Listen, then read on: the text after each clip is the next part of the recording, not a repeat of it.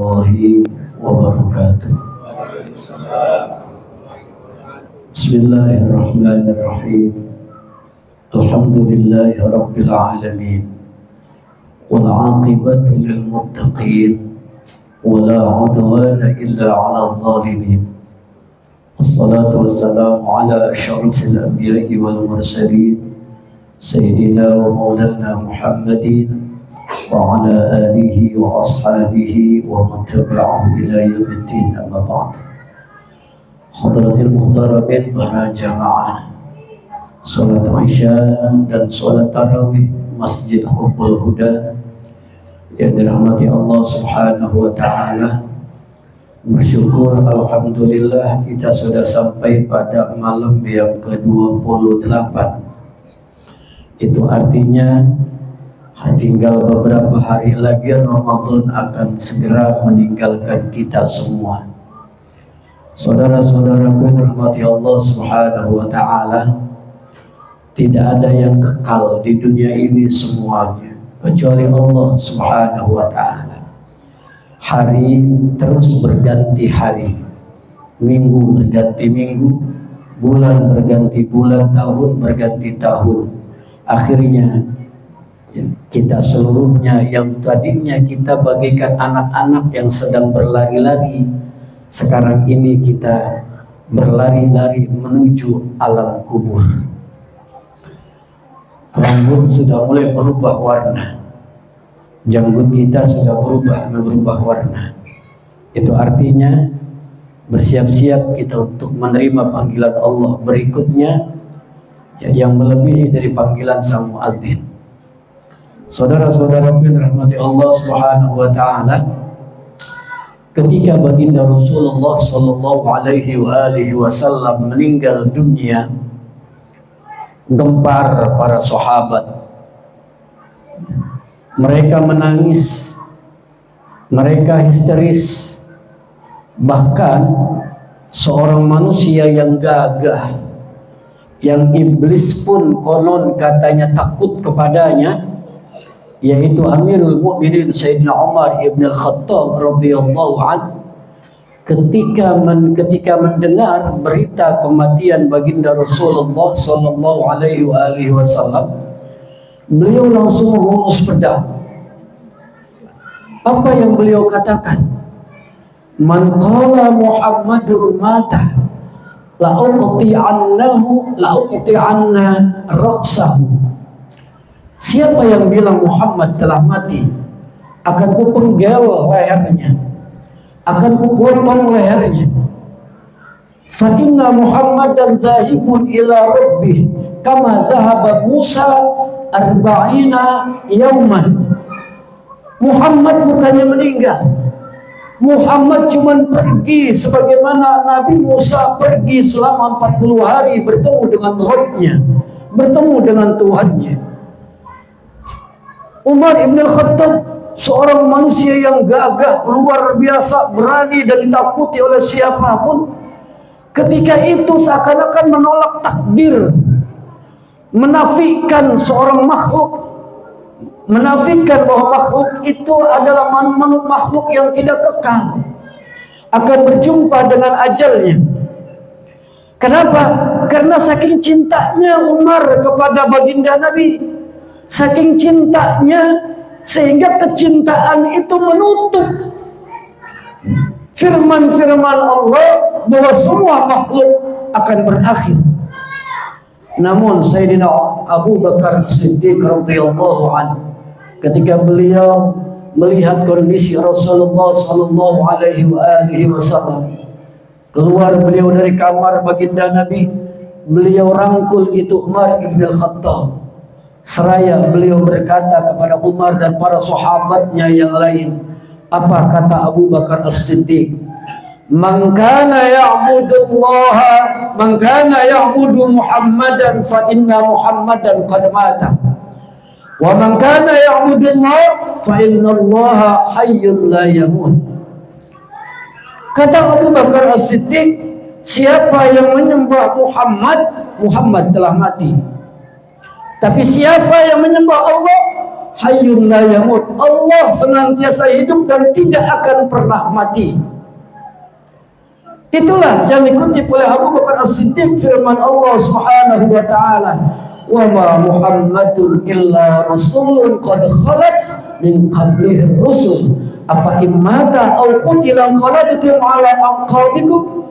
Muhammad itu seperti rasul-rasul sebelumnya. Mereka meninggal dunia, wafat. Muhammad itu sama dengan nabi-nabi sebelumnya. Mereka kembali kepada Allah, meninggal dunia. Afa imata au qutila qalabtum ala aqabikum. Apa lantaran karena Nabi Muhammad telah meninggal dunia atau terbunuh dalam peperangan, lantas kamu kembali lagi kepada kondisi kamu sebelum Syiar, sebelum Islam? Saudara-saudara yang dirahmati Allah Subhanahu wa taala, ini merupakan pelajaran buat kita yang akan segera berpisah dengan bulan Ramadan. Kalau seandainya ibadah kita hanya karena bulan Ramadan, maka Ramadan sebentar lagi akan pergi. Kalau ibadah kita hanya karena Lailatul Qadar, maka Lailatul Qadar jumhur ulama mengatakan di malam-malam ganjil. Akhirnya kita tidak beribadah di malam genap. Kenapa? Kita beribadahnya hanya mengharapkan malam ganjil, Lailatul Qadar. Kalau kita beribadah karena bulan Ramadan, lantas ramai Masjid Hubbul Huda, masjid-masjid yang lain di bulan Ramadan, maka Ramadan juga akan selesai. Kalau seandainya Ramadan selesai, apakah kita kembali lagi bersantai-santai di rumah dan tidak lagi mendengar panggilan seorang muadzin untuk memakmurkan rumah-rumah Allah? Inilah makanya ketika malam Idul Fitri, dua fenomena terjadi. Mereka yang awam, mereka sorak-sorai, mereka gembira, bakar petasan, berjalan kemana kemari, jalan-jalan, naik motor, naik mobil, tertawa, terbahak-bahak, takbiran dan lain sebagainya, seakan mereka telah melepaskan beban berat. Ramadan taubahnya buat dia sebagai penyiksaan yang tidak bisa ngopi pagi dan tidak sarapan pagi. Ramadan seperti beban berat yang ada di pundaknya yang membuat dirinya lemah. Maka ketika malam takbiran berkumandang, mereka menari-nari, mereka gembira. Namun lihat orang-orang soleh, mereka justru mempergunakan momen malam Idul Fitri untuk lebih mendekatkan diri kepada Allah. Tangisan orang-orang soleh, tangisan para malaikat menjadi satu pada malam hari itu. Maka malam itu malam yang mustajab, malam yang sangat diijabah oleh Allah Subhanahu wa taala. Kenapa? Karena orang-orang soleh, malaikat menangis, mereka akan kembali lagi melihat kondisi masjid menjadi sepi. Al-Quran hanya lembaran biasa. Kepekaan sosial kita, kepedulian sosial kita kepada yatim dan duafa tidak sehebat di bulan Ramadan. Tingkat zikir kita, iktikaf kita tidak seperti di bulan Ramadan. Mereka menangis seperti itu. Maka man kana ya'budullaha fa innallaha hayyun la yamut. Kalau kita menyembah Allah, tidak peduli Ramadan atau bukan. Kalau kita menyembah Allah, tidak peduli Ramadan selesai atau tidak. Kenapa? Yang saya sembah Allah. Setiap sholat, setiap berbuat baik, setiap akan beribadah, selalu saja ujung niat nawaitu shauma ghadin an adai fardhi syahri ramadhana hadhihi sanati lillahi ta'ala. Usolli fardal isya'i lillahi ta'ala, nawaitul wudu'a lillahi ta'ala. Hatta ketika tangan kita berada di atas usul, ya, kita bersedekah, kita mengatakan inni wajjahtu wajhiya lilladzi fatara as-samawati wal ard. Artinya kita fokus kepada Allah.